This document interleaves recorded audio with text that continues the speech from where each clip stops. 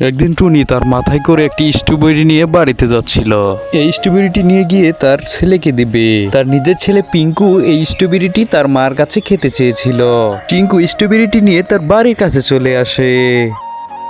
টুনি স্ট্রবেরিটি নিয়ে তার রুমে চলে আসে আর এসেই তার ছেলেকে ডাকতে থাকে, পিঙ্কু বাবা আমার, তুই কোথায়? দেখ, তোর জন্য স্ট্রবেরি নিয়ে এসেছি। তারপর টুনির ডাক শুনে তার ছেলে পিঙ্কু তার কাছে চলে আসে। কাছে এসে পিঙ্কু তার মাকে বলে, মা, তুমি আমার জন্য স্ট্রবেরি নিয়ে এসেছো। কি মজা, আমি আজকে স্ট্রবেরি খেতে পারবো। মা, তুমি অনেক ভালো, তুমি আমার সকল আবদার পূরণ করো। আস্তে কথা বল পিঙ্কু, তোর সৎ ভাই যদি শুনতে পায় তাহলে এই স্ট্রবেরিটা খেতে চাইবে। তুই চুপটি করে ঘরের মধ্যে গিয়ে খেয়ে ফেল। এই নে স্ট্রবেরিটা, ঘরে নিয়ে চলে যা। তারপর সেখানে টুনির সৎ ছেলে টিঙ্কু চলে আসে। টিঙ্কু এসে বলতে থাকে, মা মা, তুমি ভাইয়াকে বলে দাও সেখান থেকে যেন একটু স্ট্রবেরি আমাকে খেতে দেয়। আমার মা মারা যাওয়ার পর থেকে এখন পর্যন্ত স্ট্রবেরি খায়নি। কি, তোর এত বড় সাহস? ছোটবেলা তো তোর মাকে খেয়েছিস, এখন স্ট্রবেরি খেতে চাচ্ছিস? যা এখান থেকে দূর হ, তোকে স্ট্রবেরি দেয়া হবে না।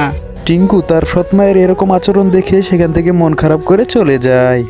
এই আপদটার জন্য কোনো কিছু খেয়ে শান্তি নেই। যখনই কিছু খেতে যাই তখনই সেখানে হাজির হয়ে যায়। যেদিন এই আপদটি মরবে সেদিন শান্তি পাবো। তারপর টিঙ্কু তার মনের মধ্যে পাথর চাপা কষ্ট নিয়ে একটি গাছ তলায় চলে যায় আর কান্না করতে করতে বলতে থাকে, মা আমাকে তুমি কেন ছেড়ে চলে গেলে? আমার সৎ মা আমাকে একটু আদরও করে না, আমি কিছু খেতে চাইলে আমাকে খেতে দেয় না।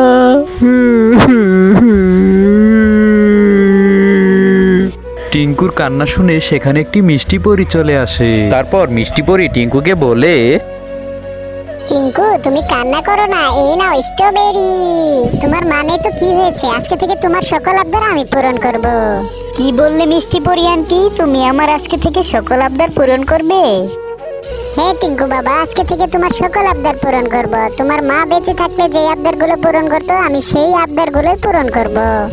পরি আন্টি, আজকে থেকে তুমি আমার আন্টি নও, আজকে থেকে তুমি আমার মা।